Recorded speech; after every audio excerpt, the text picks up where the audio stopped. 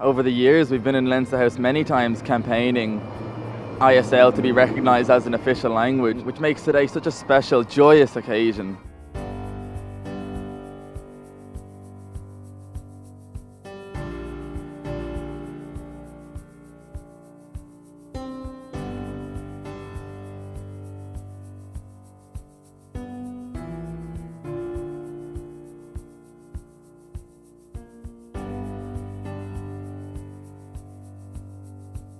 The group that thought of the ISL video were outside of the deaf community, which really makes it ISL for all, making it just not a theme but a reality, and it makes it such a special day for the deaf community to show that the Hearing Society is looking at ISL as important. We want to increase the ISL's visibility and awareness through Ireland, and that can be done through social media, through TV and many different technology aids. Leinster House needs an interpreter beside it, which means to be much more mainstream as it is in other countries, and that's one of our aims.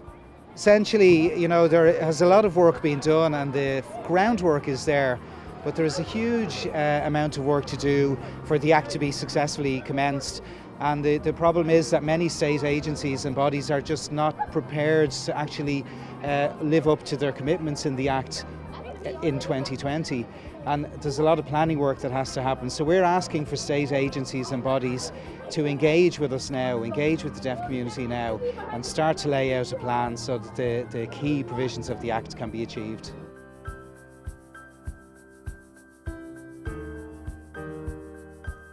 In a way, we're recognising the Oireachtas trying belatedly to fulfil its responsibilities to the Irish deaf community. I think Ireland has a lot of catching up to do in how it integrates the deaf community into the community at large. It's a small community that was for far too long marginalised. We need to do what must be done much more speedily than it's been happening. The number one thing, I think, is just to learn ISL. Learn ISL to everyone in Ireland. It will benefit you in ways that you may not realise now. Let's just learn some ISL now. The very simplest of things that you can say to a deaf person when you meet them in the community is thank you, and you say thank you like this. Thank you. Thank you.